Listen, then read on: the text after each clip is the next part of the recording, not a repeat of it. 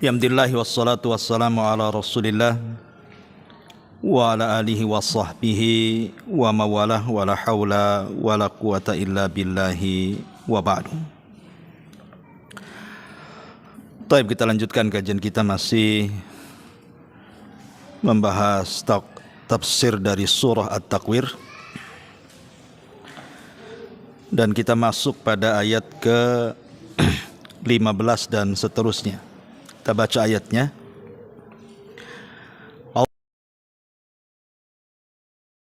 Bismillahirrahmanirrahim. Fala uqsimu bil khunnas,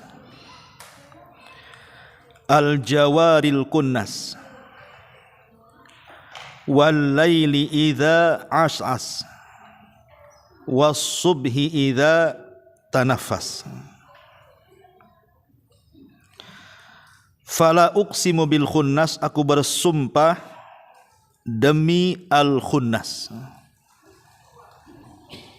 Maksudnya Nabi bintang-bintang. Al jawaril kunnas, al jawar artinya yang beredar dari satu tempat ke tempat berikutnya. Al kunnas artinya yang terbenam.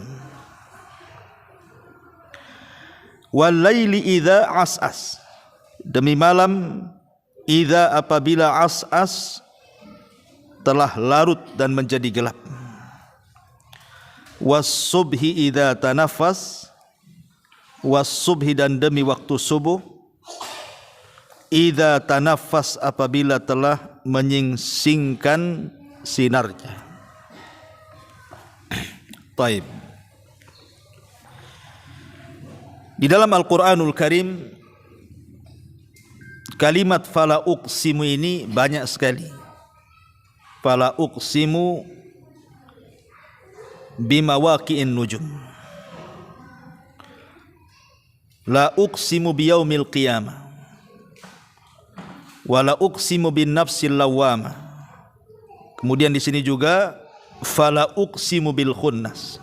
Apa arti la uqsim di sini? Ada yang mengatakan bahwa kalimat la itu adalah zaidah tambahan, maknanya tidak punya arti. Yang ada arti adalah uqsim, aku bersumpah. Ada yang mengatakan la di sini artinya litaukid, penguat, sungguh aku bersumpah. Tapi juga dimaknai la di sini adalah manafi, artinya aku tidak harus bersumpah. Maknanya aku tidak harus bersumpah ini karena perkaranya jelas. Ngapain harus bersumpah? Seperti sekarang terang, karena siang, nggak perlulah saya harus bersumpah dengan sekarang ini siang, karena memang sudah siang kan itu. Sesuatu yang sudah terang itu nggak perlu dijadikan sumpah. Tapi intinya bahwa di sini Allah Subhanahu wa taala hendak bersumpah, dan tidaklah Allah bersumpah kecuali dengan perkara besar. Di sini Allah mengatakan fala uqsimu bil khunnas, aku bersumpah dengan al khunnas. Apa itu khunnas? Dan apa juga al jawaril kunnas, yang beredar lagi terbenam itu. Pendapat yang pertama, al khunnas itu artinya syaitan. Karena Allah Subhanahu wa taala mengatakan qul a'udzu birabbin nas malikin nas ilahin nas min syarril waswasi al khunnas. Berarti dalam surah An-Nas ayat 1 sampai 6 itu, di situ ada kalimat al waswas al khunnas. Khunnas di sini artinya syaitan. Yang memberikan waswas itu adalah al khunnas, syaitan.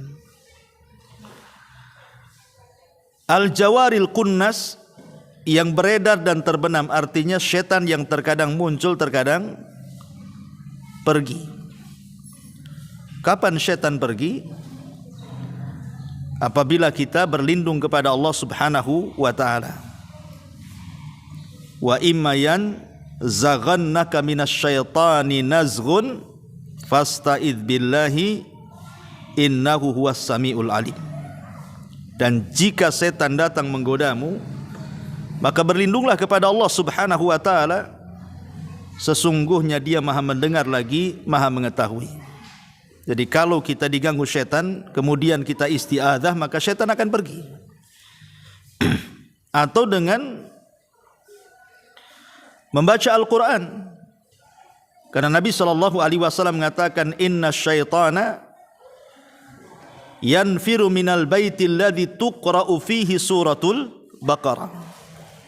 Setan akan lari dari rumah yang dibacakan padanya surah Al-Baqarah. Setan akan lari. Jadi al-jawar artinya terkadang datang menggoda kita, terkadang pergi. Karena kita isti'adzah berlindung kepada Allah ataupun dengan membaca Al-Quran. Atau setan juga lari bisa dengan suara adzan. Kalau datang suara adzan mereka lari sampai terbirit-birit dan terkentut-kentut, begitu dalam hadis. Ini penafsiran yang pertama.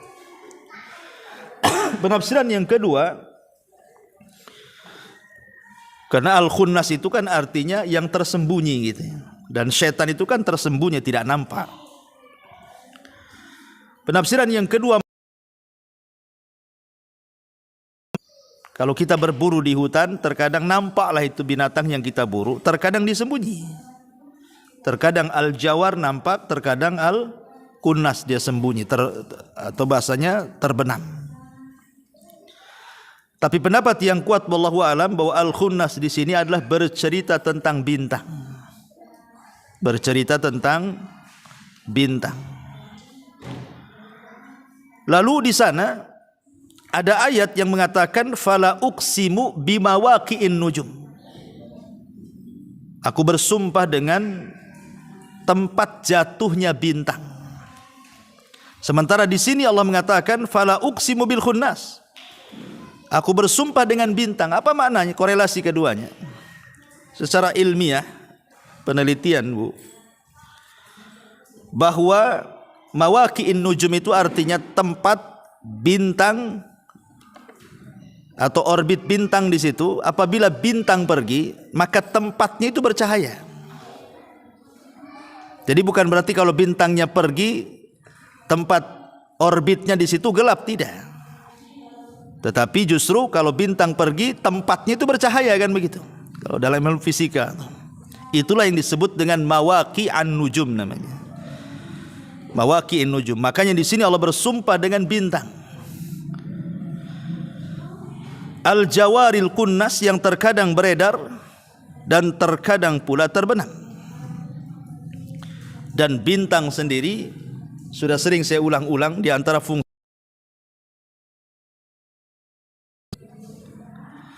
Yang kedua, untuk menjadi pelempar daripada syaitan yang berusaha naik ke langit. Dan yang ketiga, untuk kompas arah bagi orang-orang yang melakukan safar baik di lautan ataupun di daratan. Karena di zaman dulu kan belum ada Google Map, belum ada kompas.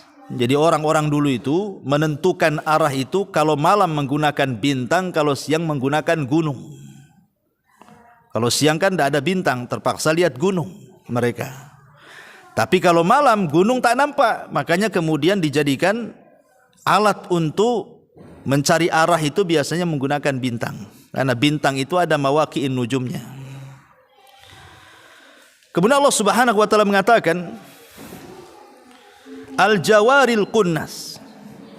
Al-jawar al-kunnas. Yang beredar lagi terbenam. Ya, karena bintang itu kan di waktu cuaca tidak teduh, ya, artinya tidak hendak turun hujan, cerah gitu kan, dan tidak sedang purnama, biasanya bintang itu beredar di mana-mana. Tapi terkadang juga terbenam kalau kondisi cuaca itu lagi mendung. Dan begitulah kuasa Allah Subhanahu wa taala bisa memperjalankan bintang. Kadang beredar dan kadang terbenam. Kemudian Allah mengatakan wal laili idza as'as. wal laili idza, apabila telah larut. Kalimat as-as ini sebenarnya memiliki 3 makna. Makna yang pertama artinya awal al-lail, permulaan malam itu disebut as-as. Dan permulaan malam juga disebut as-as. Bisa menunjukkan tengah malam ataupun akhir malam. Makanya security bahasa kitanya, orang Arab menyebutnya as-as. Jadi penjaga malam itu disebut as-as dalam bahasa Arab. Lah di sini Allah mengatakan walaili idza as-as. Tentu ada korelasinya karena Allah menyebut kalimat malam di mana sebelumnya Allah bicara soal bintang, karena memang bintang tidak muncul kecuali di malam hari. Bintang tidak muncul di siang hari. Bintang itu muncul di malam hari, makanya disebut setelah bicara bintang soal malam. Kemudian kalimat as-as di sini, dan bintang biasanya muncul itu di muntasofil lail, kan, di pertengahan malam itu baru bintang bermunculan kalau cuaca cerah itu. Dan itulah yang dimaksud wal laili idza as-as, ketika malam larut kemudian bintang bermunculan di mana-mana. Kenapa? Karena setelahnya Allah katakan was-subhi idza tanaffas. Dan subuh atau demi subuh apabila fajar telah menyingsing. Kenapa di sini Allah Subhanahu wa taala tidak menyebut kalimat fajar? Kenapa Allah tidak katakan wal fajri idza tanaffas? Kenapa Allah menggunakan kalimat subuh was subhi idza tanaffas? Apa bedanya subuh dengan fajar itu? Kalau fajar itu belum tentu subuh. Kalau subuh sudah barang tentu fajar. Kenapa? Karena fajar itu ada 2. Ada yang disebut dengan fajar kadzib, ada yang disebut dengan fajar shadiq. Fajar kadzib itu fajar dusta. Fajar shadiq itu ya fajar beneran. Apa yang membedakan fajar dusta dengan fajar benar itu? Fajar dusta itu adalah fajar ketika cahaya melesat dari arah timur ke barat, melintang, ataupun dari utara ke selatan, tapi cahayanya hanya memancar di atas langit saja. Memang sudah terang di atas, tapi kalau melihat ke bawah masih gelap. Dan itu bisa kita saksikan kalau di tempat-tempat yang tidak ada lampu penerangan. Ya kalau sekarang di sini ya susah lah bedakan, kan, karena tengah malam saja terang ada lampu. Baru kita tahu mana fajar kadzib itu kalau tidak ada lampu, gelap. Jadi terangnya itu hanya melesat di atas saja, tapi tidak sampai ke bawah cahayanya. Itu disebut fajar shadiq. Kalau fajar kadzib, kalau fajar shadiq, cahayanya mulai ke bawah dia, menerangi jalan-jalan, menerangi gang-gang, menerangi genteng-genteng, atap-atap rumah gitu ya. Nah, itu disebut fajar shadiq, dan itulah datang waktu subuh. Ya. Dan fajar dengan subuh sendiri apa bedanya? Kan ada istilah salat fajar, ada istilah salat subuh. Apa bedanya salat fajar dengan salat subuh? Kalau salat subuh itu ya jelas salat wajib. Ya, salat wajib yang 5 waktu salah satunya adalah waktu subuh. Tapi kalau fajar itu ada kemungkinan dia adalah sholat sunnah, karena Rasul mengatakan rak'atai al-fajri khairun minad dunya wa ma fiha. 2 rakaat fajar lebih baik dibandingkan dunia dan seisinya. Maksudnya 2 rakaat fajar di sini bukan sholat subuh, tapi sholat sunnah sebelum subuh, disebut sholat sunnah fajar namanya. Itu bedanya fajar dengan subuh, ya kan. Dan kalau fajar itu, kalau dia fajar kadzib masih bisa sahur kita. Tapi kalau sudah fajar shadiq masuk waktu subuh, tidak boleh seseorang sahur, harus menahan dirinya karena sudah datang waktu imsak. Lah di sana kan ada istilah solat kan, mulai dari fajar namanya solat sunnah fajar, kemudian solat subuh, kemudian ada solat syuruk namanya kan, kemudian ada solat duha. Kalau solat sunnah fajar itu dilakukan sebelum subuh, setelah adzan, sebelum qomat. Setelah adzan, sebelum qomat, di situ ada solat sunnah disebut solat sunnah fajar. Ya. Kemudian datang waktu subuh, itu ada solat subuh, solat wajib. Kemudian setelah hilang waktu subuh, datang matahari terbit kemudian meninggi sedikit, datanglah waktu solat syuruk. Ya. Kemudian setelah matahari terbit, di tengah-tengah panas teriknya jalan-jalan karena matahari sudah mulai menyengat bumi, ya sekitar jam 10, jam 11 sebelum zuhur lah, maka disitulah disyariatkan seutama-utama solat duha. Ya kalau ingin sholat duha itu jam sekarang inilah, antara jam 10 jam 11. Pokoknya sebelum zuhur itu seafdol-afdolnya sholat duha. Ya. Taib. Di sini Allah mengatakan was-subhi idza tanaffas, dan waktu subuh idza apabila tanaffas. Apa sih tanaffas itu? Tanaffas itu menghela nafas bahasa kitanya. Jadi kalau kita ini sumpek dada karena ada hal yang kita takutkan, kemudian sesuatu yang kita takutkan pergi, kan nafas kita kayaknya plong kan, nah, itu namanya nafas dalam bahasa. Ibu nih ditelepon sama debt collector,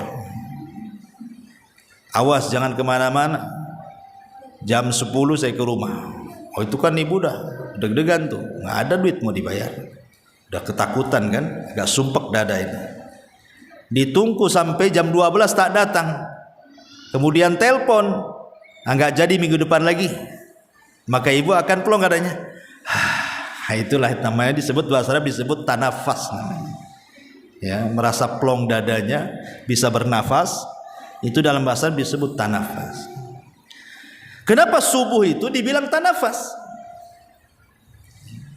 Karena sebelum Allah menyebut kalimat subuh, Allah menyebut kalimat lail, malam. Dan malam itu identik dengan kegelapan. Makanya Allah mengatakan wal laili idza as'as. Salah satu makna as'as itu adalah gelap gulita. Dan malam apabila gelap gulita. Kemudian ketika bicara subuh, Allah bicara soal nafas. Karena malam itu mengingatkan kita akan hari kiamat. Malam itu mengingatkan kita akan hari kiamat. Dan hari kiamat itu hari yang sangat gelap gulita. Sehingga kemudian sebagian para ulama salaf, mereka teringat dengan gelapnya neraka. Jadi para ulama salaf itu kalau di malam hari mereka teringat neraka, makanya mereka tidak tidur. Mereka habiskan waktu mereka untuk tahajud. Tatajafa junubuhum 'anil madaji'i yad'una rabbahum khaufan. Lambung-lambung mereka, tatajafa junubuhum 'anil madaji', lambung-lambung mereka jauh dari tempat tidur-tidur mereka. Yad'una rabbahum, karena mereka berdoa kepada Rabb mereka. Kenapa mereka berdoa malam-malam? Khaufan, karena takut. Kenapa takut? Karena teringat dengan gelapnya neraka itu. Mereka itu teringat dengan gelapnya neraka karena melihat gelapnya malam. Sehingga apabila kemudian datang waktu subuh, hilang gelap kemudian muncul cahaya, mulailah mereka tenang karena diingatkan dengan sorga. Plong, berarti mereka sudah tidak ingat neraka lagi, mulailah mereka ingat sorga. Makanya apabila datang waktu subuh, tanafas, mereka merasa longgar dadanya. Makanya Allah menyebut kalimat toma setelah khauf, toma'an khaufan wa tama'an, yad'una rabbahum khaufan wa tama'an. Ketika lambung-lambung mereka jauh dari tempat tidur mereka, karena mereka berdoa kepada Rabb mereka, khaufan karena takut, wa tama'an karena mengharap. Artinya didahulukan takut baru mengharapkan, begitu. Maknanya takut dulu ke neraka baru mengharap masuk surga. Disebutkan malam itu maksudnya mengingatkan neraka, disebutkan subuh apabila bernafas diingatkan ke dalam surga. Makanya kalau kita lihat di sekitar kita malam-malam itu, binatang-binatang di sekitar kita malam-malam, mereka juga ketakutan. Makanya hampir secara umum binatang-binatang itu kalau malam mereka masuk ke kandang-kandang mereka. Secara umum semua binatang, kecuali memang binatang yang khusus yang memang keluar malam. Tapi umumnya binatang itu mereka balik ke kandang-kandang mereka, ke rumah-rumah mereka. Umumnya seperti itu karena mereka juga ketakutan dengan malam. Sama dengan manusia juga sama. Kalau malam-malam kan mereka pulang ngumpul dengan keluarganya. Binatang juga sama. Terutama di hari Jumat, binatang itu lebih takut lagi. Karena kita tahu bahwa kiamat itu terjadi di hari Jumat. Tanpa menyebut di hari Jumat keberapa, tahun berapa kan gitu. Sehingga binatang-binatang itu di malam hari, di hari Jumat khusus, yaitu ketakutan mereka. Tapi apabila datang subuh, maka mereka hilang takutnya. Dunia belum terjadi apa-apa. Wal wasubhi idza tanafas, jadi plong dia. Kalau saya boleh analogikan seperti pamannya ada narapidana, seorang napi di penjara karena kasus narkoba, mungkin bawa sekian ton gitu ya. Otomatis diponis mati. Kemudian dikatakan kepada sang napi ini, kamu akan dieksekusi mati hari Jumat. Tidak menyebut tanggalnya, bulannya. Pokoknya kamu akan dieksekusi hari Jumat. Kira-kira si nafi ini setiap hari Jumat itu malamnya dan engkau akan dieksekusi subuh hari Jumat umpamanya. Tanpa menyebut tanggal, bulan, tahunnya. Pokoknya subuh hari Jumat. Boleh jadi si nafi ini setiap hari Jumat apa malamnya enggak deg-degan tuh. Pastilah deg-degan kan? Wah, jangan-jangan besok mati saya. Jangan-jangan besok mati itu. Ya. Tapi ketika sudah lewat waktu subuh, ternyata tidak ada eksekusi, mungkin belum waktunya. Lega dia. Itu disebut tanafas. Lah binatang-binatang itu seperti itu. Ya, apabila sudah lewat subuh, ternyata masih mendapatkan subuh dan cahaya matahari, berarti kiamat belum tegak. Karena kalau sudah terjadi kiamat, kita tidak mungkin mendapatkan subuh. Karena kiamat itu terjadi sebelum subuh. Sehingga ketika terjadi kiamat tidak ada subuh lagi. Makanya itulah kemudian Allah mengistilahkan was-subhi idza tanafas.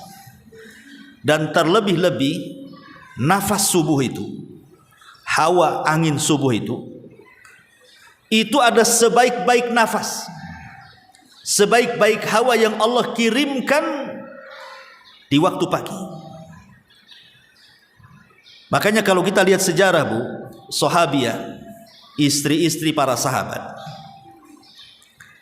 ibu tidak akan mendapatkan satu riwayat pun dalam hadis-hadis Nabi, wanita-wanita di zaman Rasul yang dirutinkan sholat jamaah ke masjid kecuali waktu subuh.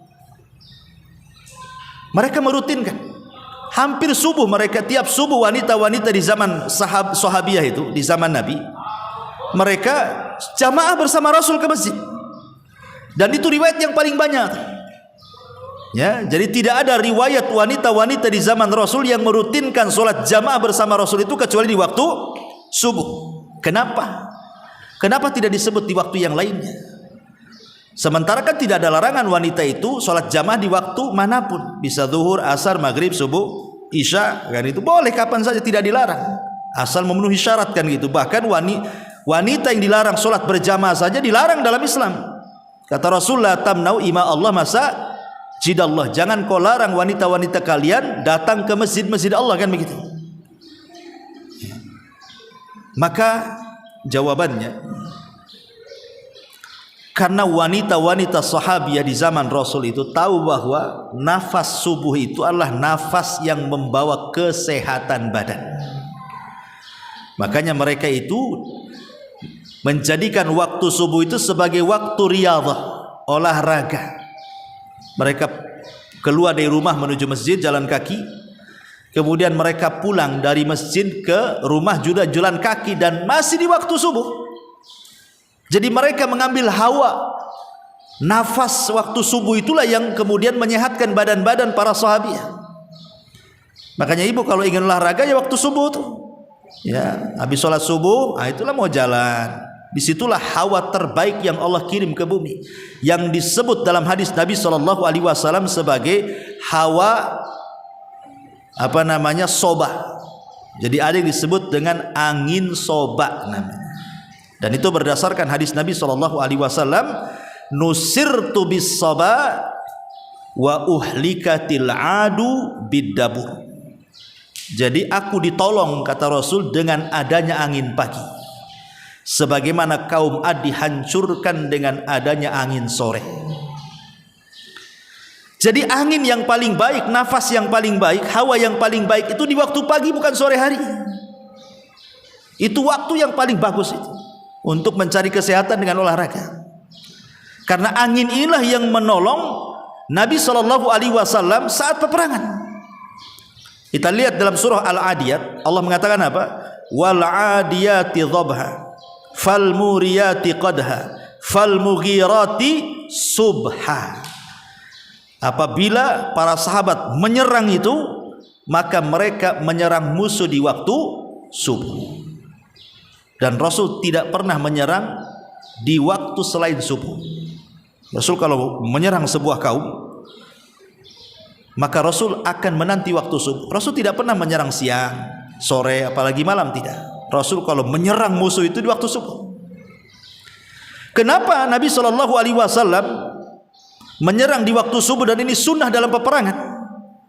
Karena tadi di waktu subuh itu ada tanafas, ada nafas, ada hawa yang bisa menolong Rasul dan kaum muslimin, yang disebut dengan hawa soba. Disebut soba itu diambil dari sobah, sabahul khair, selamat pagi, kan itu ya kalau bahasa kita.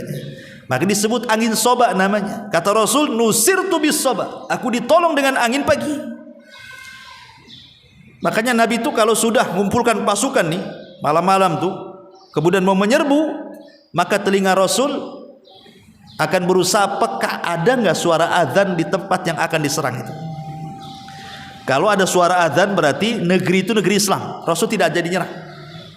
Tapi kalau tidak ada suara azan berarti negeri itu negeri kafir, dan itu ditentukan dengan azan subuh. Kenapa ditentukan dengan azan subuh? Karena kemenangan kaum muslimin itu di akhir zaman itu pun setelah sholat subuh. Ketika Al-Mahdi Al-Muntadhar, Imam Mahdi, tidak sanggup melawan Dajjal, akhirnya kemudian bersembunyi di Bukit Tur dan kaum muslimin. Kemudian mereka kelaparan karena dikepung dari berbagai macam arah, sampai kepala kerbau lebih baik daripada emas dan perak, karena yang mereka hajatkan makan, bukan perhiasan. Ketika di satu malam, pasukan Al-Mahdi ini berbincang-bincang dan mengatakan, kalau kita berlama-lama di bukit ini kita akan mati konyol. Sebaiknya besok setelah sholat subuh kita serang. Kalau kita hidup mulia, kalau kita mati, mati syahid. Ketika kemudian disepakati bahwa besok akan turun melawan tentara Dajjal, maka dikumandangkanlah azan subuh. Ketika dikumandangkan azan subuh, tiba-tiba apa? Langit menjadi gelap. Setelah gelap muncul titik cahaya dari langit.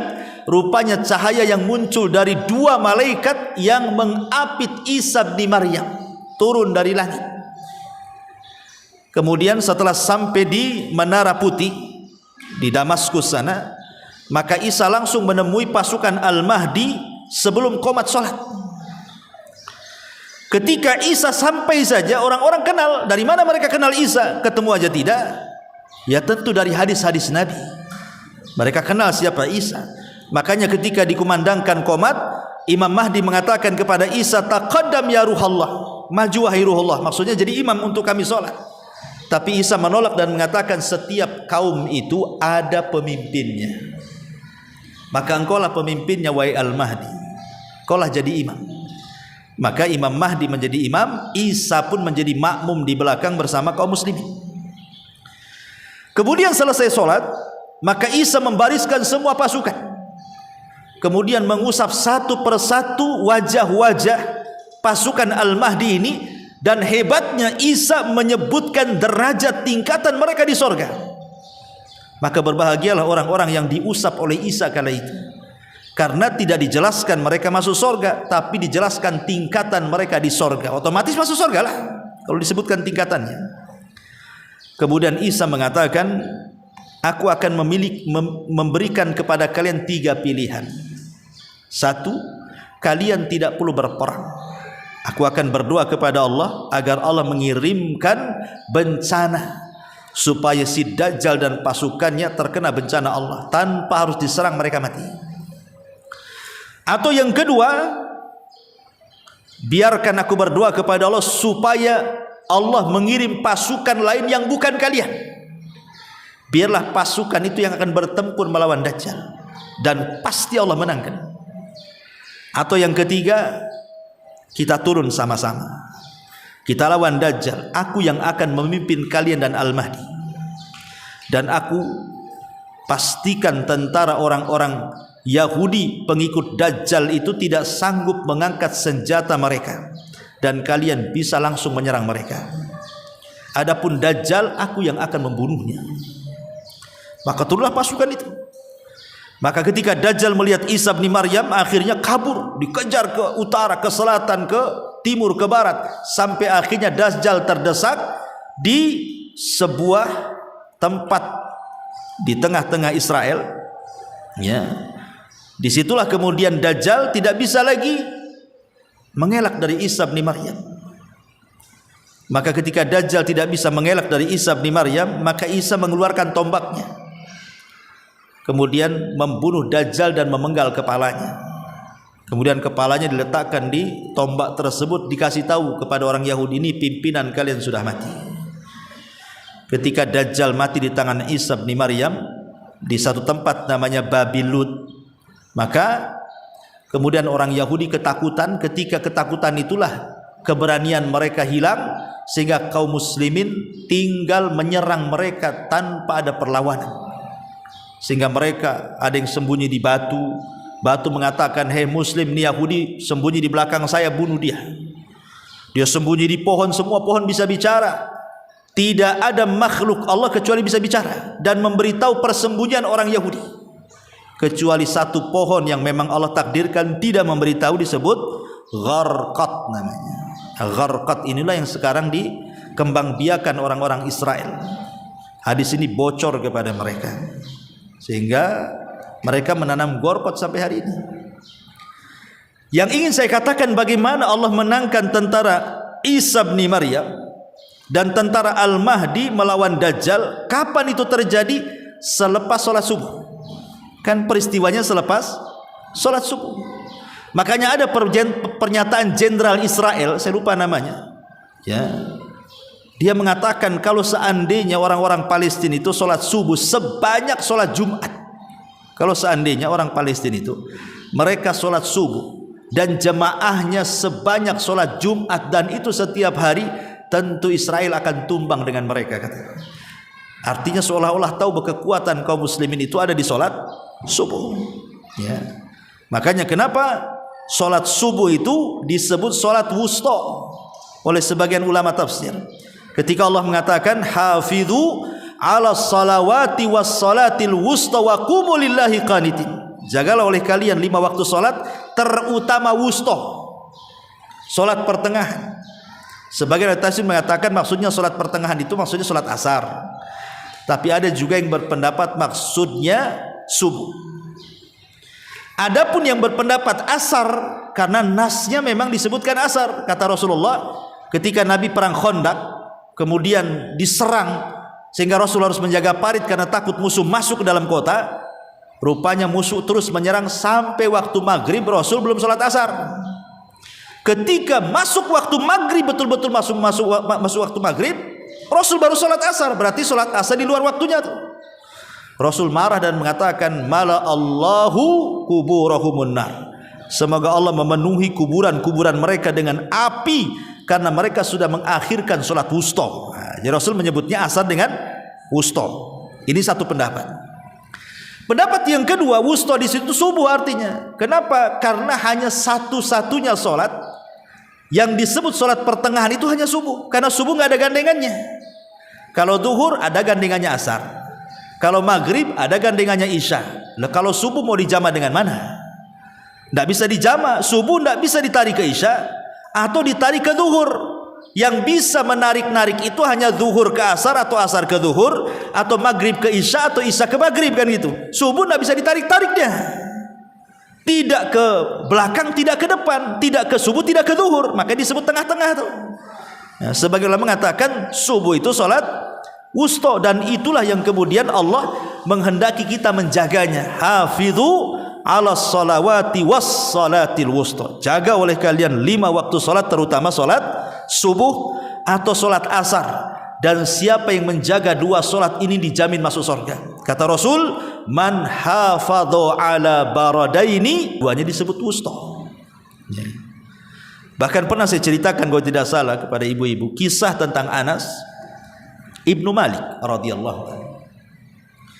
Anas ibn Malik itu, Bu, Anas ibn Malik radhiyallahu anhu,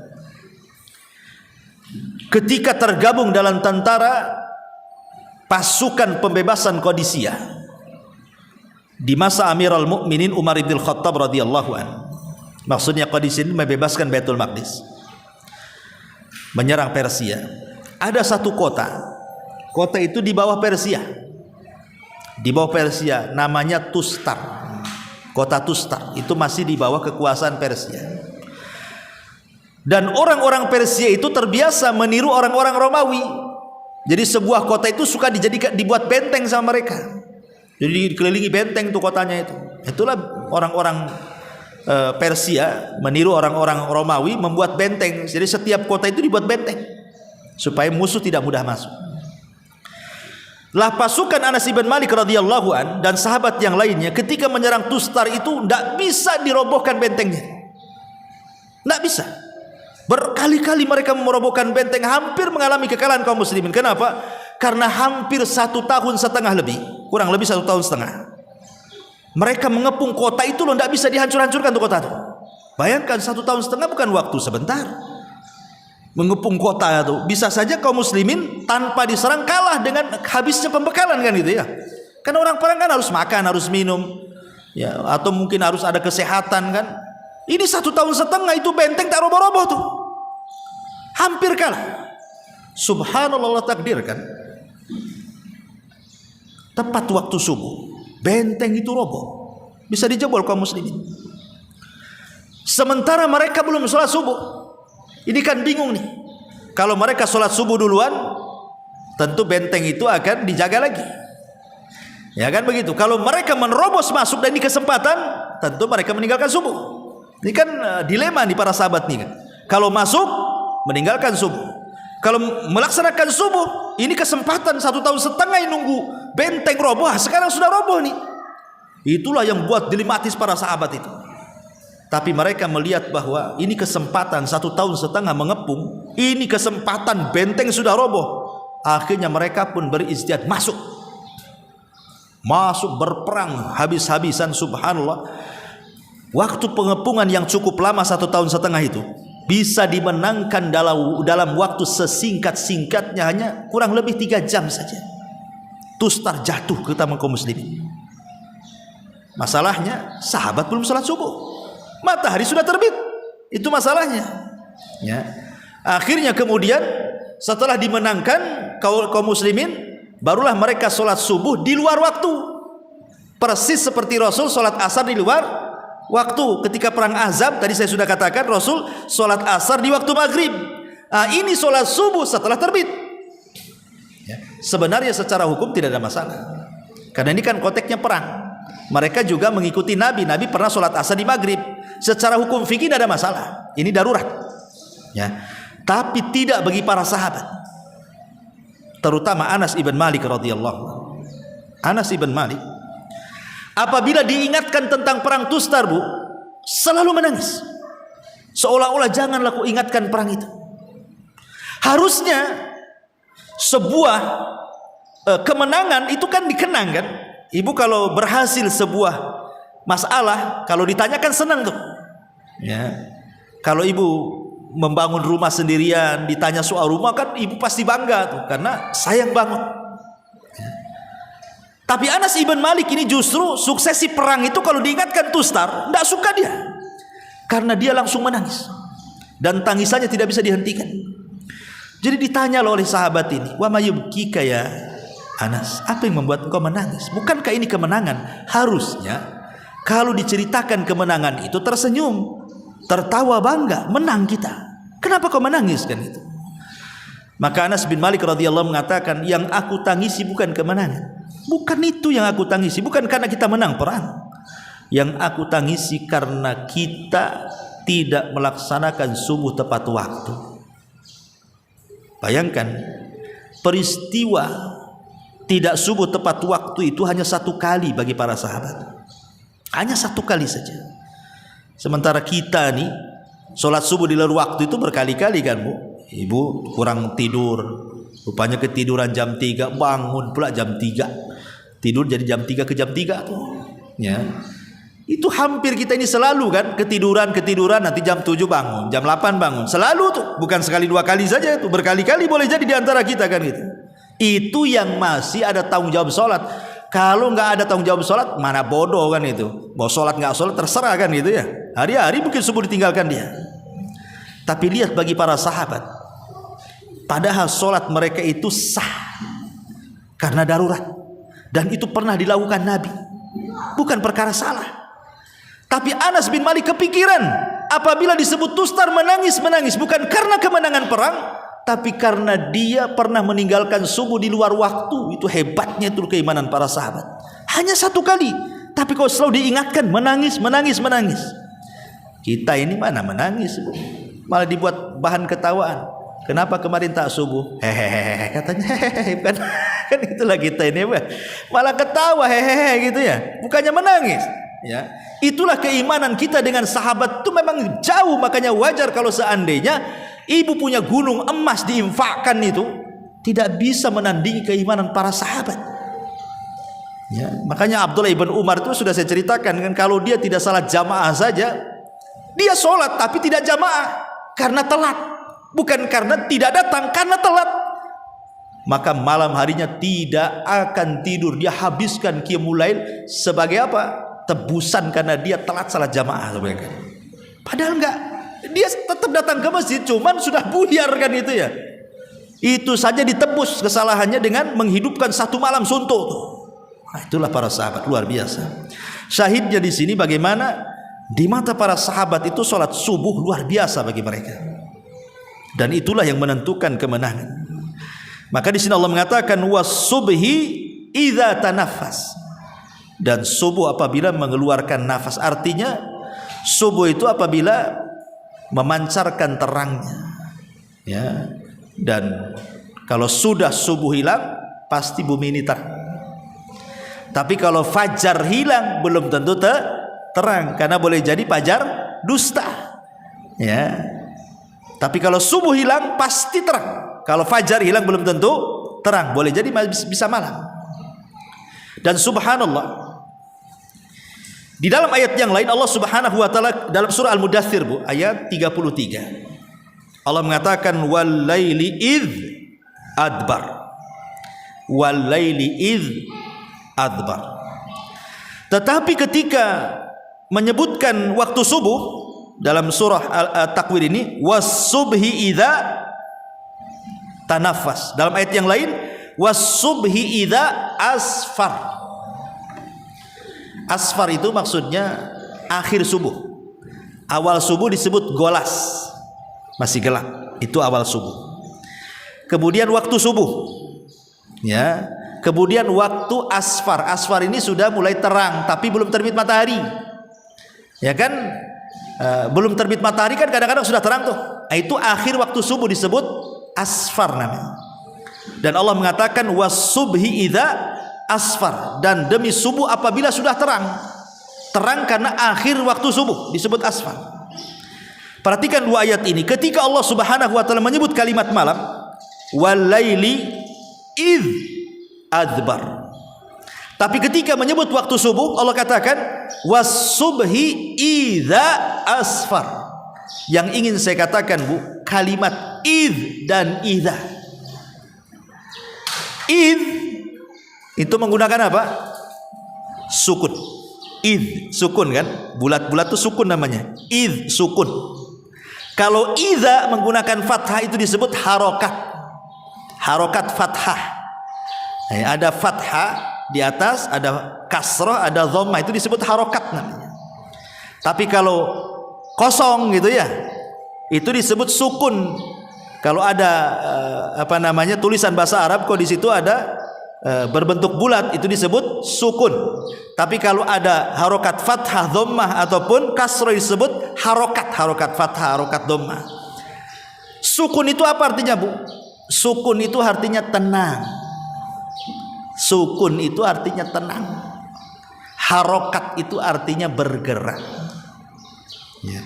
Ketika Allah mengatakan walaili idh adbar, dan demi malam, idh menggunakan sukun apabila berlalu, maknanya malam itu disebut tenang. Allah suruh kita tenang, tidur, karena malam itu tempat istirahat, tempat tenang. Ya. Tapi kalau sudah lewat malam, sudah waktu asfar, akhir subuh dan mendekati waktu matahari terbit, menggunakan fathah artinya harokat fathah. Makna harokat itu apa? Bergerak. Itu disebut harokat, itu bergerak. Bergerak dari dhammah ke fathah, dari fathah ke kasrah, itu namanya harokat, bergerak. Ya, karena selepas subuh kita disuruh bergerak. Makanya disesuaikan tuh, kalau malam menggunakan sukun memang disuruh kita ini istirahat. Tapi kalau sudah pagi disuruh bergerak, karena itu waktunya kerja. Tapi sangat disayangkan hari ini, terutama anak-anak muda, malah dibalik, Bu. Ya. Harokat itu dijadikan malam, sukun pula dijadikan pagi. Nah, anak-anak muda sekarang, tak tahu ibu-ibu ya, kalau malam gerak, nggak tidur dia, nonton TikTok kan gitu, TikTokan, Facebookan, Instagraman. Kalau sekarang, kalau zaman dulu kan ngobrol. Nah, sekarang kan sama HP saja lah. Itu bisa ndak tidur satu malam suntuk tuh sama HP itu. Digunakan untuk gerak sama dia. Nanti subuh itu disukunkan pula mata tuh. Ya. Harusnya mata itu disukunkan di waktu malam, malah kemudian disukunkan di waktu pagi. Harokatnya diletakkan di malam. Ah, ini kan bahaya. Kalau kemudian malam digunakan untuk harokat, bergerak, subuh pula digunakan untuk tidur, saya jamin, Bu, nggak akan berkah hidupnya. Kenapa? Karena Nabi SAW mengatakan dalam hadisnya, Allahumma barik li ummati fi bukuriha. Ya Allah, berkahi umatku di waktu pagi. Makanya Nabi SAW sampai membuat pahala khusus orang yang tidak tidur di waktu pagi itu. Apa kata Rasulullah? Barang siapa yang sholat subuh, kemudian tidak beranjak dari tempatnya, kemudian selepas itu dia berzikir, baca Quran dan ibadah yang lainnya, sampai syuruk matahari terbit, biarkan meninggi satu tombak, ibu lakukan 2 rakaat yang disebut syuruk. Lihat bagaimana pahala khususnya. Kahajjati wal umrati taman. Ibu dapat pahala haji dan umroh secara sempurna, seperti ibu baru pulang dari Mekah aja dapat pahalanya. Sampai disediakan pahala khusus bagi orang yang tidak tidur loh, selepas subuh sampai terbit matahari, karena itu waktu berkah masalahnya. Makanya Imam Ibnul Qayyim sampai mengatakan, siapa yang mendawamkan terus-terusan, dia gunakan selepas subuh untuk tidur sampai terbit matahari, tidak diberkahi badannya, tidak diberkahi usahanya, tidak diberkahi keluarganya, bahkan tidak diberkahi hidupnya. Kenapa? Karena ketika turun berkah dia tidak mengambilnya. Makanya penting ya kalau sekali-kali tidak apa-apa kan gitu ya. Mungkin lelah, letih atau sakit sekali-kali wajar. Tapi kalau sudah dijadikan kebiasaan, apalagi bapak-bapak yang biasa kerja gitu ya, mungkin dia cepat tidurnya ketika subuh, malah kemudian cepat bangunnya, tapi ketika nganggur nggak ada kerjaan ya kesempatan lah itu. Habis subuh ya golak-golek nggak jelas kan itu. Padahal waktu itu waktu berkah. Jangan digunakan untuk itu. Makanya kenapa Allah Subhanahu wa taala gunakan malam id itu artinya sukun supaya kita tenang, tidur, istirahat, biar pagi bisa bangun, bisa bergerak. Supaya berkah. Terutama pengantin baru ini yang salah kaprah ini biasanya. Malam digunakan bergerak, tidur pula dia pagi-pagi, ya kan? Nah, ini kan masalah nih pengantin baru ini. Nanti gak berkah nanti pengantinnya. Ya. Kalau waktunya tidur. Ya, nanti ada waktu kan masih lama kan itu. Emang besoknya mau cerai dia. Artinya kan harus dipahami di sini kalau orang ikut undang-undang Islam itu sebenarnya indah itu. Rumah tangganya jadi berkah jadinya. Ini indah malam begadang tuh, pagi pula tidur. Jadi nggak berkah nikahnya jadi. Karena waktunya berkah diambil dia pula tidur. Ya. Dan itu bisa berbulan-bulan tuh ya sampai bosan. Ma'asyiral muslimat yang dimuliakan Allah Azza wa Jalla, intinya bahwa di sini ada keutamaan hebat di waktu subuh. Bahkan yang lebih daripada itu, angin subuh ini selain membawa berkah, ya, juga kata para ulama, tibun nafsi wa safa'uha, bisa menjernihkan hati dan juga bisa menjadikan jiwa itu baik. Ya. Kenapa demikian? Kita tahu bahwa hadis Nabi SAW yang disepakati Bukhari Muslim, yaqidu syaitan ala qafiyati ra'si ahadikum idza huwa nama thalatha uqadin. Bahwa setiap hamba yang hendak tidur di malam hari itu kan didatangi syaitan. Kemudian syaitan akan datang kepada hamba ini, kemudian mengikat di tengkunya 3 ikatan kan. Lah setiap satu ikatan, maka syaitan akan mengatakan, yadribu kulla uqdatin makanaha alaika lailun tawilun farqud. Kata syaitan, tenanglah kamu tidur, enakkan kau tidur, sedapkan kau tidur, karena malam masih panjang. Terus saja dikipas-kipain sama setan tuh, padahal subuh tuh, ya. Tapi setan asik ngomong malam masih panjang, malam masih panjang. Ya. Kemudian setan mengikat lagi ikatan yang keduanya. Kalau nampak ini dah kerusuk nih hamba ini, udah mau bangun, diikat lagi sama dia. Dan dibilang malam masih panjang, ngapain bangun katanya. Ya. Kalau dia sudah mau bangun lagi, kemudian dirayu lagi setan dengan ikatan yang ketiga dan mengatakan, lailun tawilun farqud, malam masih panjang, tidur lagi. Kata Nabi SAW, fa in istaiqadha, kalau dia terbangun sebelum subuh, dia terbangun, fa dzakarallah, kemudian dia ingat Allah, alhamdulillahilladzi ahyana ba'dama amatana wa ilaihin nusyur, ingat Allah, dia berdoa selepas tidur. Maka kata Nabi SAW, in halat uqdah, satu ikatan lepas tu dari tengkuknya. Wa in tawaddu'a, kalau dia berwudu, in halat uqdah, maka kalau dia sampai berwudu, 2 ikatan hilang. Kemudian kata Rasul, fa in shalla in halat uqdah, kalau dia sampai sholat, hilang tuh semua ikatannya. Tidur berzikir, habis itu ambil wudu, habis itu sholat subuh, hilang ikatannya. Apa di sini dampaknya? Maka Nabi SAW mengatakan, fa asbaha nasyitan tayyiban nafsi wa illa asbaha khabisan nafsi kaslan. Maka apabila di pagi hari setelah subuh, maka jiwanya akan baik. Kenapa? Karena di tengkunya sudah tidak ada lagi ikatan setan. Dan dia akan menjadi orang yang paling bersemangat hidupnya. Dan ada yang mengatakan, ulama ketika memberikan catatan kepada kalimat ini, bahwa orang yang bangun di pagi hari, berzikir kepada Allah, kemudian berwudu, kemudian sholat sebelum subuh, kemudian sholat subuh, pokoknya dihabiskan untuk beribadah kepada Allah, maka tidak ada masalah yang akan menimpa dia hari itu sampai 1 hari. Walaupun ada masalah, maka akan mudah diuraikan. Tetapi kata Nabi SAW, wa illa asbah khabisan nafsi kaslan, kalau tidak dilakukan, asih bablas saja tidurnya sampai subuh, sampai jam 6, sampai jam 7, maka jiwanya dianggap buruk, dan dia orang yang paling pemalas, dan dia tidak akan menyelesaikan masalah sekecil apapun, apalagi masalahnya besar, dan akan senantiasa ditimpa masalah. Dari mana masalah itu dia tidak tahu, yang jelas ada saja masalah. Lah ini kan luar biasa nih.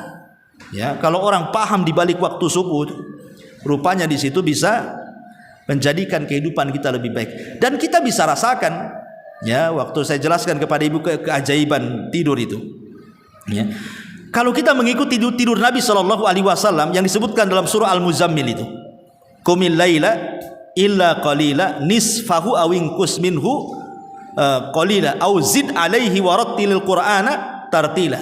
Di situ kan Nabi SAW mencontohkan tidur tuh. Pertama, beliau tidur separuh malam, ya. Yang kedua, atau kalau mau nambah 2/3 malam. Jadi Rasul itu tidur itu setengah malam, setengahnya digunakan untuk sholat, baca Quran, tafakur. Atau kalau Nabi SAW lagi capek, ditambah lagi, tambah 1/3 lagi, menjadi 2/3. 2/3 tidur, 1/3-nya bangun di 1/3 malam akhir. Dan Rasul tidak tidur sampai waktu subuh. Dan setelah diteliti oleh ilmu kesehatan manapun, Bu, silahkan tanyalah dokter-dokter, atau di sini ada dokter. Kalau kita mengikuti tidurnya Rasul, maka kualitas tidur kita ini tidak diragukan lagi, dan itulah tidur yang sehat sebenarnya. Kalau ba'da isya kan Rasul kan jarang, dia habis isya langsung tidur rata-rata. Ya, kecuali ada tamu atau ada hal-hal yang penting itu. Kalau habis isya langsung tidur, kemudian bangun tengah malam atau mungkin 1/3 malam bangun, maka di pagi hari itu, Bu, walaupun ngantuk-ngantuk kita, ya, tapi hidup kita ini cerah. Dibandingkan orang yang tidak tidur, baru tidur jam 3, kemudian bangun jam 9, itu lemes itu hidupnya tuh. Bangun aja capek-capek badan tuh. Padahal secara jam dia lebih banyak tidurnya dibandingkan orang yang tidur awal tuh.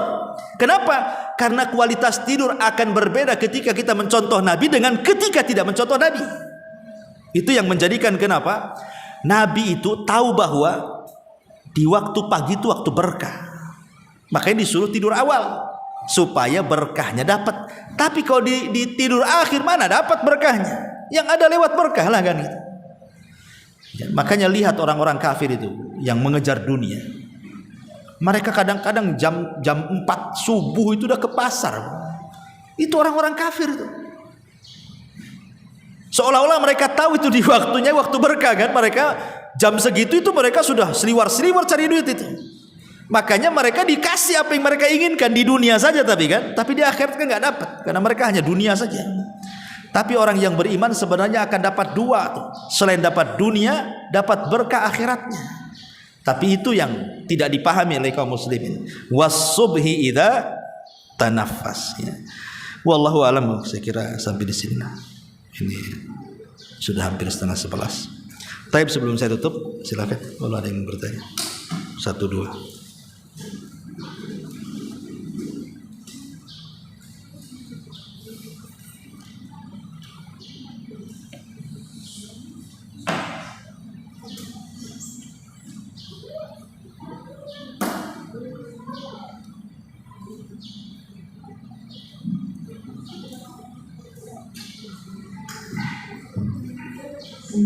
Assalamualaikum Ustaz. Waalaikumsalam.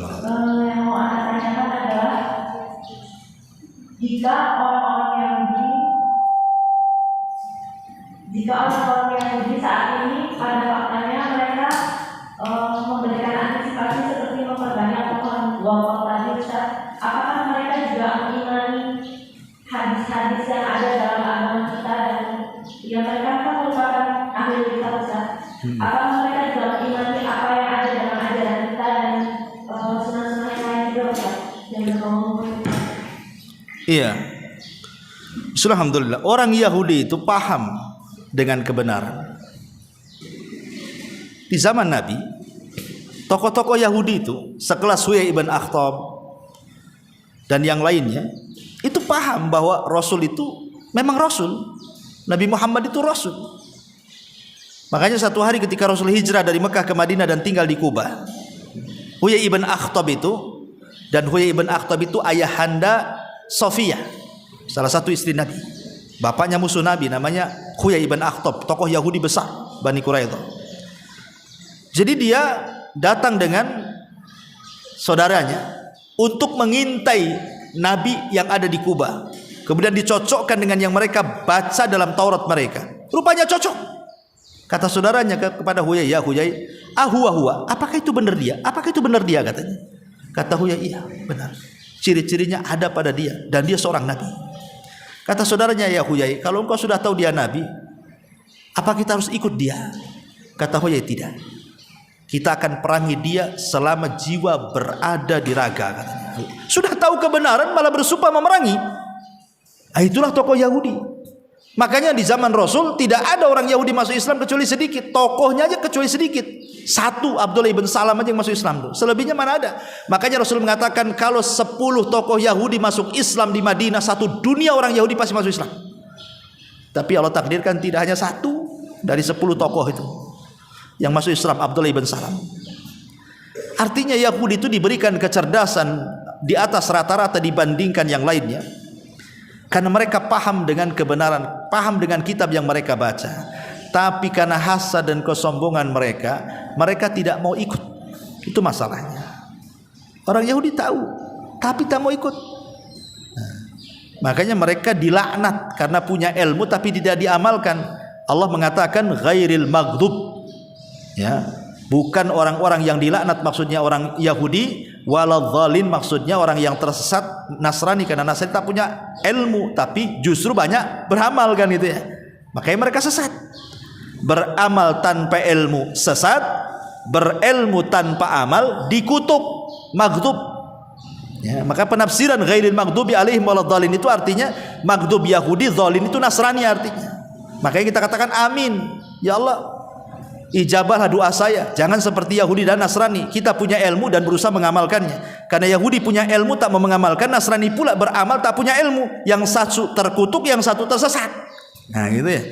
Makanya setiap kita sholat berdoa seperti itu. Mereka tahu kebenaran, tapi karena kesombongan. Dan kesombongan dan hasad itulah dua penyakit yang sulit seseorang itu untuk mendapatkan hidayah. Contoh mamanya, ada santri bermasalah dengan ustadznya.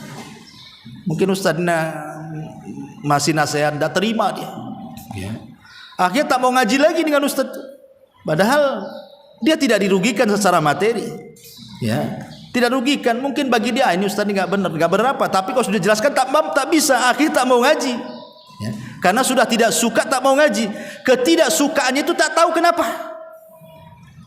Kecuali kalau tahu kenapa tak mau ngaji, enggak mau, ahli bid'ah tuh umpamanya kan. Itu ustaz itu bukan ustaz, kayak itu dukun itu. Nah, itu jelas alasannya. Ini enggak jelas alasannya. Ya, ini kan kalau seperti itu dia tidak sabar. Makanya Imam Syafi'i mengatakan harus sabar karena kepahitan seorang ustaz. Seorang guru itu terkadang ada yang temperamen, ada yang galak, ada yang ini. Maka murid harus sabar. Sebab kalau seandainya seorang murid tidak sabar karena kepahitan dari ustadznya, maka dia akan menyesal seumur hidupnya, kata Imam Syafi'i. Nah itulah kadang-kadang ada orang yang kibar, sombong. Itu ada juga di antara kita gitu ya. Itu yang contoh yang kecil saja. Apalagi contoh yang besar seperti orang Yahudi. Yahudi paham. Cuman mereka karena hasad dan juga sombongnya mereka tidak mau memeluk Islam. Ya, sama seperti mereka mengingkari Nasrani dan juga kerasulan Isa. Itu karena kesombongan. Makanya mereka dikafirkan Nasrani karena tidak mengakui kerasulan Isa dan juga Injil. Wallahu a'lam. Satu lagi Ustaz. Iya. Ini untuk kaum ibu-ibu ya. Terkadang kaum ibu-ibu ini setelah sholat subuh kadang terburu-buru menyiapkan segala sesuatu untuk keluarga seperti bekal gitu Ustaz. Jadi yang tanyakan, apakah zikir pagi yang dilaksanakan setelah pekerjaan semua selesai Ustaz, keutamaannya lain dengan zikir pagi yang dibaca setelah sholat subuh? Kadang ketika terburu-buru membacanya jadi nggak khusyuk gitu ketika berzikir Ustaz, sebatas membaca dan mengartikannya saja gitu. Ya, alhamdulillah. Harus dibedakan mana sunnah, mana kewajiban, Bu. Mana sunnah, mana kewajiban. Kalau tadi kan sunnah, zikir pagi, petang itu sunnah. Tapi ibu melayani suami, mengurus anak-anak ini wajib. Ya tentu pahala wajib lebih besar dibandingkan pahala sunnah. Saya ingin dapat pahala haji Ustaz. Saya nggak peduli suami mau ini mau itu, terserahlah. Saya tetap aja di sajadah saya ngaji nanti sampai syuruk. Syuruk jam berapa? Jam 6. Suami udah murang-muring aja deh. Udah ngutuk-ngutuk. Gak mungkin lah kita mengejar pahala sunnah kemudian pahala wajib diabaikan kan. Ya itu kan temporary saja sifatnya. Artinya kalau pas tidak sibuk, ya pas waktu-waktu libur anak-anak gak sekolah, ya kita pas senggang ibu ada waktu, itulah kesempatan. Jangan pula ketika sibuk pengen cari kesempatan, ketika ada kesempatan pula menyibuk-nyibukkan diri pula. Itu yang jadi masalah kan itu. Jadi harus dibedakan mana sunnah mana wajib itu. Ya memang harus dilaksanakan kewajiban dulu. Dan kalau bisa dua-duanya digabungkan lebih baik lagi, sambil ngurus lisannya ini sambil baca. Makanya pentingnya hafalan itu, hafalan doa kan, berdoa gitu. Ya, wallahu a'lam. Iya. Ini di luar tema Ustaz. Iya. Anda pernah mendengar ketika saudaranya itu selesai sholat selalu mengucapkan alhamdulillah. Ketika ditanyakan kenapa selalu membaca alhamdulillah, karena yang pernah dengar bahwa yang selesai sholat itu akan membaca istighfar. Jawabannya karena niatnya itu alhamdulillah Allah akan menggerakkan badannya, meningkatkan badannya sehingga dia bisa untuk sholat. Apakah niat seperti itu diperbolehkan? Iya, alhamdulillah. Selepas sholat itu ada tuntunannya sendiri. Sholat itu loh, itu bentuk syukur. Sholat sendiri tanpa mengucapkan alhamdulillah. Ibu sudah sholat itu adalah bentuk syukur itu. Kenapa? Karena satu malam Nabi SAW sholat malam. Dan Rasul itu kan sudah sepuh gitu kan, karena setiap malam sholat malam jadi pecah-pecah lah itu kakinya. Jadi satu malam kaki Rasul tersentuh oleh tangan Aisyah. Terasalah pecah-pecah kaki itu. Jadi selesai sholat malam, Aisyah mencoba merayu Nabi suaminya tercinta itu supaya sudahlah yang sunnah itu dihentikan, yang wajib saja karena engkau sudah diampuni dosa yang telah, yang sedang dan yang akan datang. Sudah, berhenti, kurangi ibadah, kasihani badanmu.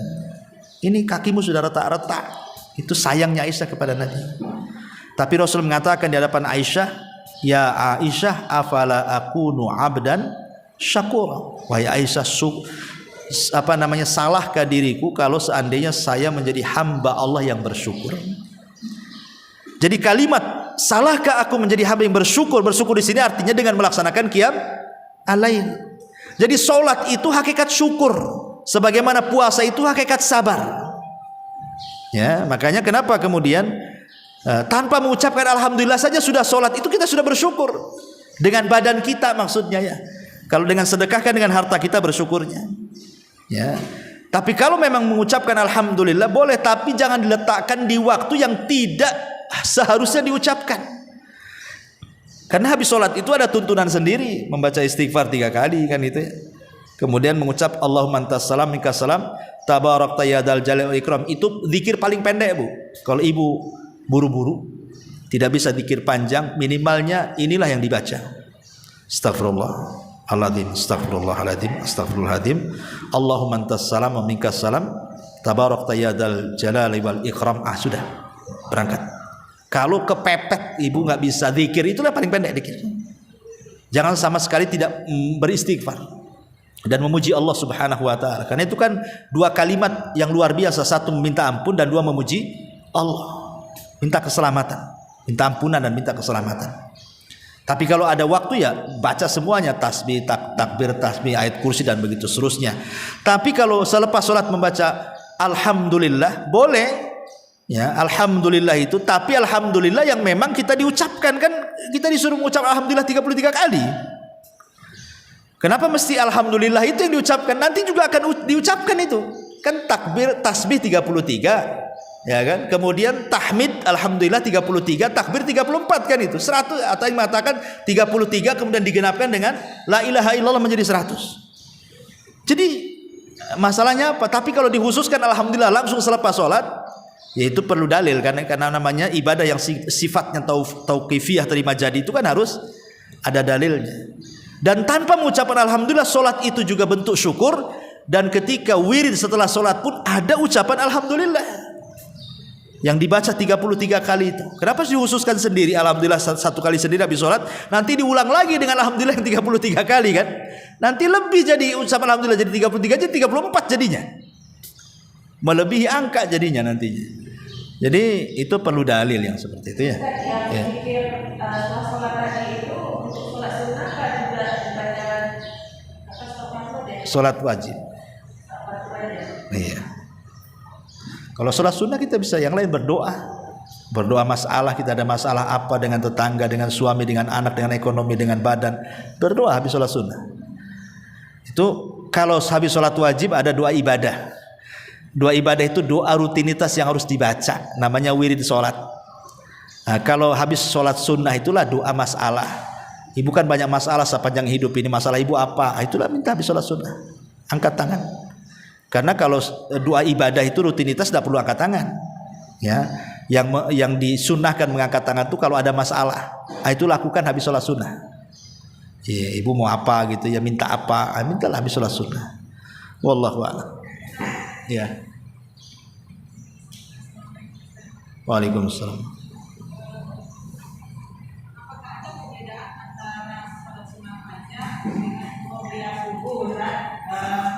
Yang kedua, sampai mana batas waktu untuk menikah, sholat dunia subuhnya. Batas waktunya kalau laki kemudian biasanya perempuan kan sendirian di rumah, batas waktunya sampai jam berapa gitu kan? Iya. Alhamdulillah. Sholat sunnah fajar itu sama dengan qobliyah subuh, sebenarnya sama. Karena di antara barang siapa yang menjaga 12 rakaat, maka dibuatkan satu istana di sorga. Kan itu, siapa yang menjaga sholat rawatib yang 12 rakaat itu, maka akan dibangunkan baginya satu istana di sorga. Lah ulama ketika menyebutkan 12 itu apa saja, salah satunya adalah rakaat fajar. Ya, dimasukkan ke 12 itu rakaat. Dari sini kita tahu bahwa rakaat fajar itu sholat qobliyah subuh, atau disenang saja disebut 2 rakaat fajar. Dan itu satu-satunya sholat rawatib yang tidak pernah ditinggalkan oleh Nabi ketika safar atau ketika mukim. Kalau rawatib yang lainnya Rasul hanya melakukan ketika mukim saja, ketika safar nggak melakukan. Ingat, Rasul tidak pernah sholat rawatib ketika safar, tidak pernah, kecuali qobliyah subuh. Maksudnya 2 rakaat fajar, karena besarnya pahala. Makanya Rasul melakukan walaupun ketika safar. Ya, itu yang harus dipahami. Makanya kadang orang tidak tahu arti ibu safar kemana masih juga melakukan rawatib.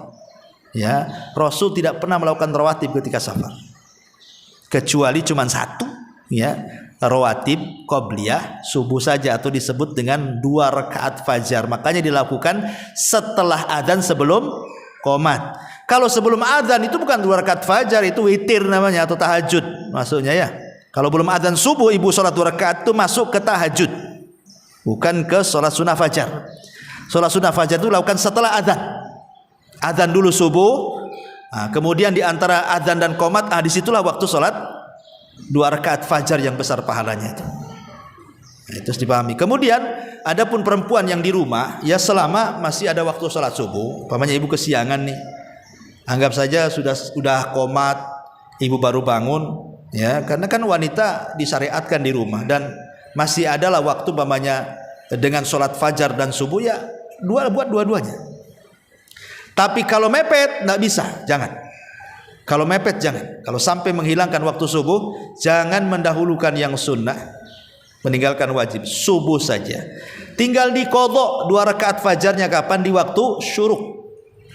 Di waktu syuruk itu mengqodhonya itu di waktu syuruk. Selepas matahari terbit, meninggi 1 tombak, qodholah di situ 2 rakaat fajarnya. Ini bagi yang tidak pernah meninggalkan 2 rakaat fajar. Kalau suka meninggalkan, ngapain diqodho? Tepat waktu aja nggak bisa dia ngomong qodho. Ini buat nanti diqodho terus tiap hari, itu bid'ah nanti. Ya, ini bagi yang tidak pernah meninggalkan. Yang kedua, karena ada sebuah darurat, karena tidur, ya kan, akhirnya tahu jam 6 nih, ntar lagi matahari terbit. Jangan didahulukan 2 rakaat fajar. Ini sudah jam 6 subuh. Nah, nanti selepas subuh nunggu matahari terbit, qodholah itu 2 rakaat fajarnya di situ. Wallahu a'lam. Ya.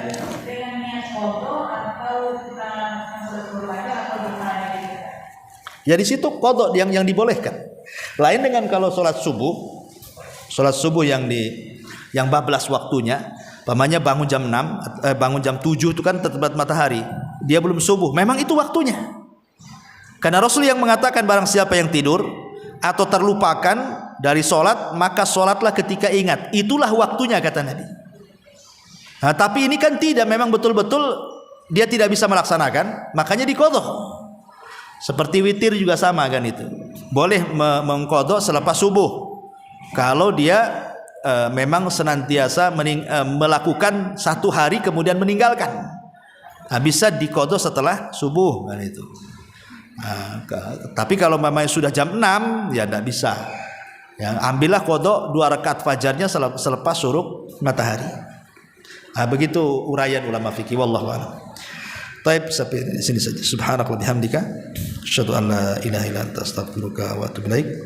Allahu ta'ala. Assalamualaikum warahmatullahi wabarakatuh.